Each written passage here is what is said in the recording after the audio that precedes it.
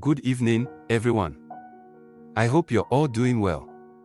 Today, I want to share a personal story with you and ask for your advice.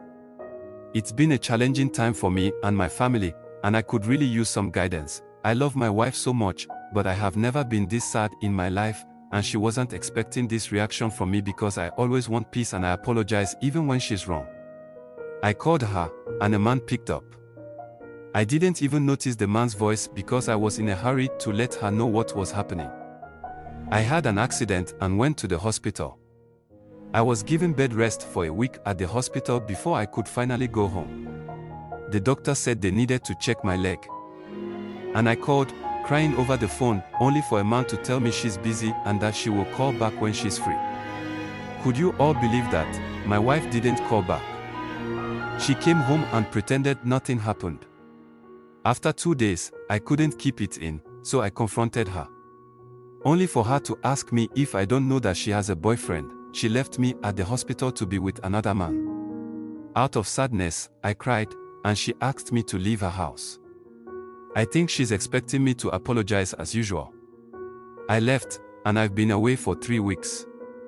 This woman has never called to check up on me or the kids. My people are telling me to go back to my wife before another man moves in. I'm still hurting. Even though I miss her, all I wanted was an apology for disrespecting me. Is this what men endure in marriage? She was never disrespectful during our dating. I'm tired. I'm resentful. Every day, I think about what went wrong. I remember how happy we used to be, and it makes me sad. My kids ask me when we're going back home, and I don't know what to tell them. My friend, Matthew, came to visit me. He told me that I should be strong and that things will get better.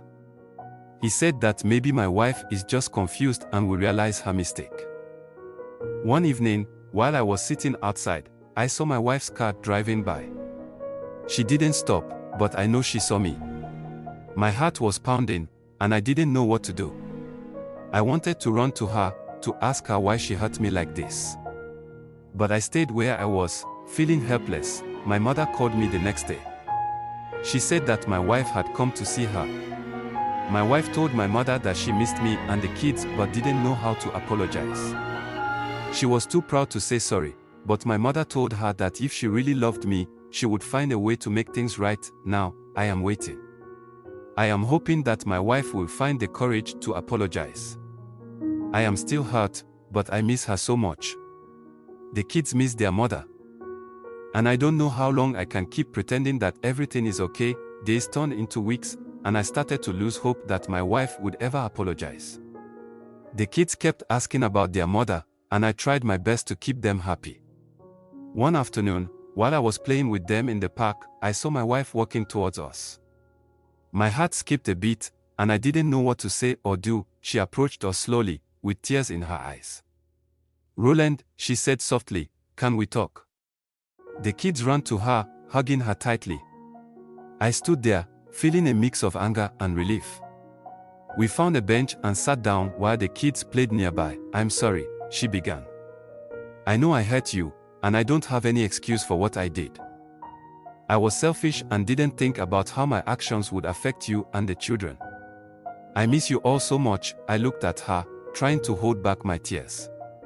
"Why did you do it, Sophia? Why did you leave me when I needed you the most?" She took a deep breath and explained that she felt overwhelmed with the responsibilities at home and at work.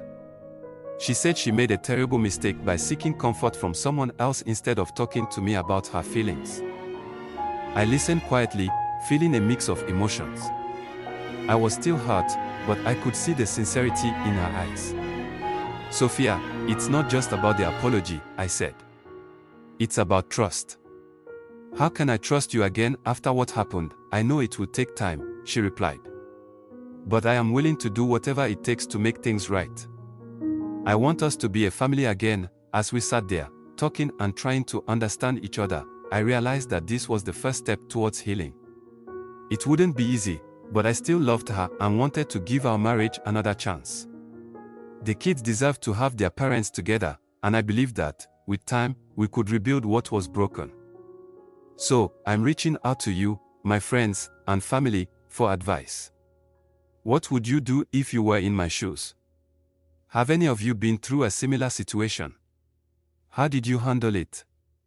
Can trust be rebuilt after such a betrayal? Please share your thoughts and experiences with me. Your advice means a lot, and it might help me make the right decision for my family and myself. Thank you for listening, and I look forward to hearing from you.